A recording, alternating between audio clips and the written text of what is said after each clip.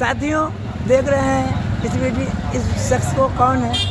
अगर हमारे बच्चों से कुछ पूछा जाए कि राजेंद्र नाथ लाहिड़ी कौन थे, तो मुझे नहीं लगता कि 1000 में एक बच्चा बता पाएगा। मैं आज आया हूँ अपने दोस्त मनीष दुबे जी के साथ, जो भारत के बहुत बड़े समाज सेवियों में हैं। मनीष जी, आप देख रहे हैं, कभी आए पहले? तो साथियों, मैं चलिए आज यहाँ गोंडा आया हूँ, तो जहाँ जाता हूँ तो कुछ ले जाता हूँ, कुछ यादें आपको दे सकूँ। साथियों, सभी जानते हैं भारत का इतिहास क्या रहा है। हम लोग आज यहाँ खड़े हैं तो कुछ ऐसे लोगों की वजह से खड़े हैं जिन्होंने हमारे अच्छे कल के लिए, हमारे आज के लिए अपना जीवन होम कर दिया, बलिदान कर दिया। अंग्रेज जिनका सिक्का चलता था, आप जानते हैं 1857 की जो क्रांति हुई थी, क्रूरता से दमन कर दिया था। उसके बाद महात्मा गांधी का असहयोग आंदोलन आया, वो भी बिल्कुल ख़त्म हो गया था। किसी की हिम्मत नहीं थी कि उन लोगों से कोई लड़ पाए। ऐसे में क्या कहते हैं, ये प्रश्न उत्पन्न हुआ कि अंग्रेज़ों से जो असहयोग के माध्यम से जो गांधी जी का असहयोग हुआ, उससे लड़ना तो मुश्किल है। ऐसे में ये रहा कि पैसा कहाँ से आए अंग्रेज़ों से लड़ने के लिए। तो फिर हिंदुस्तानी रिपब्लिक एसोसिएशन था, उसकी एक बैठक हुई। ये है राजेंद्र नाथ लाहिड़ी जी। ये कलकत्ता के रहने वाले थे। इनके पिता और भाई दोनों को अंग्रेज़ों ने जेल में डाल दिया था, और ये तो इनकी माँ ने इनको बनारस भेज दिया था कि चलो कलकत्ता से दूर रहकर क्या कहते हैं कि ये चलो अच्छे आदमी बन जाएंगे। लेकिन इनके मन में भी पिता को जैसे डाल दिया था कि अंग्रेज़ों के खिलाफ लड़े थे। तो हिंदुस्तानी रिपब्लिक एसोसिएशन जो था, तो जो है क्या कहते हैं कि संयुक्त होकर सचिन नाथ सान्याल के साथ रहे, और काफ़ी काबिल आदमी थे, और पेपर का संपादन वगैरह का काम करते थे।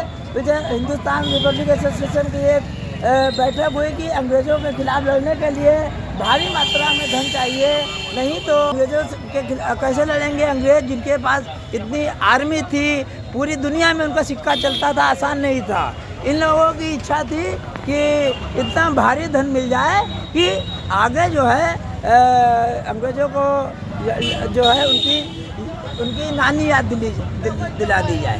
तो इसके लिए ये तय हुआ कि एक डाका ऐसा डाला जाए जिसमें अंग्रेज़ों ने हमारा जो धन लूटा है, हम लोगों को चूस के, हम लोगों को ऊपर टैक्स लगा के। तो जो काफ़ी लोगों की बैठक हुई, अशफाकुल्लाह खान, राम प्रसाद बिस्मिल, ठाकुर रोशन सिंह और राजेंद्र नाथ लाहिड़ी। तो जब 9 अगस्त 1925 को एक ट्रेन जब चली, तो लखनऊ के पास जो काकोरी नामक स्थान है, वहाँ पर इन्होंने राजेंद्र नाथ लाहिड़ी, जिनकी स्टैचू आप देख रहे हैं, राजेंद्र नाथ लाहिड़ी ने जो है वहीं पर जो है राजेंद्र नाथ लाहिड़ी जी ने ट्रेन की जो जंजीर खींची थी।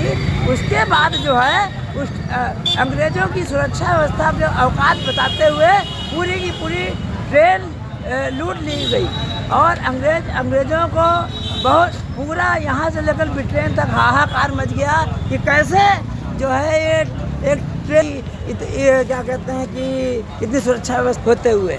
उसके बाद जो भाई हमारे आपके जो वो होते हैं बीच के आस्तीन के सांप, तो बाकायदा स्कॉटलैंड यार्ड की पुलिस लगाई गई। तो पता चला वहाँ एक काकोरी में जो एक चादर छूट गया था, तो चादर में वो एक निशान था धोबी का, उसको लेकर पुलिस वहाँ शाहजहाँपुर पहुँची, और वहाँ पर क्या कहते हैं मुकदमा चला। और लखनऊ में जो वर्तमान में जो GPO है, और रिंग थिएटर था, उसमें इन सब का मुकदमा चलाया गया। तो फिर फांसी दी गई। तो मैं राजेंद्र नाथ लाहिड़ी के लिए इसलिए बता रहा हूँ कि आज मैं गोंडा आया हुआ हूँ, तो पता चला कि गोंडा जिला कारागार में इस व्यक्ति को फांसी दी गई थी। देखिए फांसी लगने की तिथि क्या दिखाई जा रही है, ये देखिए 17/12/1927 जयंती थी 29/6/2001 अर्थात मात्र 26 साल में फांसी लग गई। तो देखिए ये देखिए भाई, तो ये इस तरीके से हमारे जो क्रांतिकारी शहीद हो गए थे इतनी कम उम्र में, हमको इनको याद रखना चाहिए। हमारे आपके बच्चे नहीं जानते कि किन लोगों ने कुर्बान दिया है, कितने ही लाखों लोग जो शहीद हो गए हमको आज़ादी दिलाने के लिए साथियों। तो उस समय करीब 8,000 रुपये लूटा गया था। कुछ लोगों राजेंद्र नाथ लाहिड़ी, अशफाक उल्ला खां, राम प्रसाद बिस्मिल, ठाकुर रोशन सिंह को फांसी हुई थी, कुछ को गोरखपुर में हुई थी, लेकिन इनको जो है राजेंद्र नाथ लाहिड़ी को यहीं पर हुई थी। कहाँ पर? गोंडा जिला कारागार में। देखिए फांसी लगने का स्थान जिला कारागार गोंडा। इनके अंतिम शब्द थे, I am not going to die but I am going to be free India. मतलब मैं मर नहीं रहा हूँ, मैं पुनः जन्म लूँगा।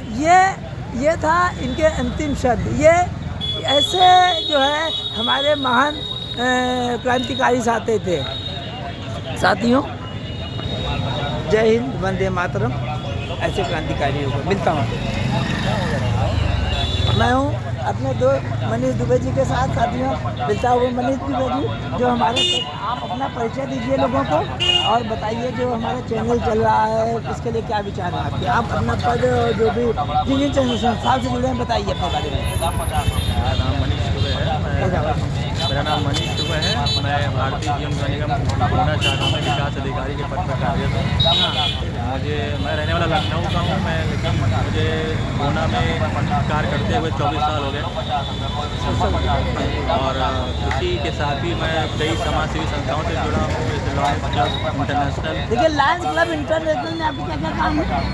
आप क्या करता है लायंस क्लब? क्या क्या समाज सेवा में क्या बहुत समाज सेवा काम करता है, जैसे कि बाढ़ पीड़ितों, बाढ़ वगैरह आती है तो उसमें जो बाढ़ पीड़ित होते हैं उनको खाना कपड़ा। देखिए साथियों, ये मनीष दुबे जी जब बाढ़ वगैरह आती है तो उनको बाढ़ पीड़ितों में खाना कपड़ा और दिव्यांगों वगैरह का भी वृद्धाश्रम में जाके, वृद्धावस्था आश्रम में भी जाते हैं, जो वृद्धों की समस्याएं पूछते हैं, अनाथ आश्रम में जाते हैं। साथियों देखिए हम लोग ब्लड डोनेशन कैंप लगाते हैं साल में 3-4 बार। देखिए जब भी किसी की कॉल आती है, जब आदमी का जो मरीज अस्पताल में मर रहा होता है, इनके पास कॉल आती है तो मनीष भाई कहीं से भी ये प्रकार है खून की व्यवस्था करते हैं। कितना महान काम है। अभी हम लोगों ने तमाम जो है दिव्यांग थे उनको जो है निःशुल्क जो है उनके उपकरण उपलब्ध कराए। हाथ देखिए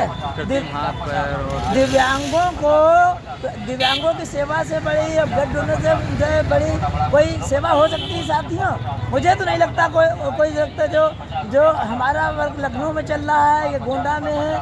मेरा प्रयास ये है कि जहाँ जहाँ जो लोग मिले उनको एक मंच पे मनीष भाई, जो ये मेरा चैनल आप देख रहे हैं, जो समाज की सेवा करने के लिए क्या करना चाहेंगे? 6 देखो में चैनल है, क्या संदेश देना चाहेंगे लोगों को? बहुत ही अच्छा कार्य है, संतोष जी बहुत अच्छा कार्य कर रहे हैं, क्योंकि कुछ महान लोग जो अच्छा कार्य कर रहे हैं उसको समाज के बीच में, लोगों के बीच लाना जरूरी है, जिससे दूसरे लोगों को भी एक अच्छा मैसेज जाता है।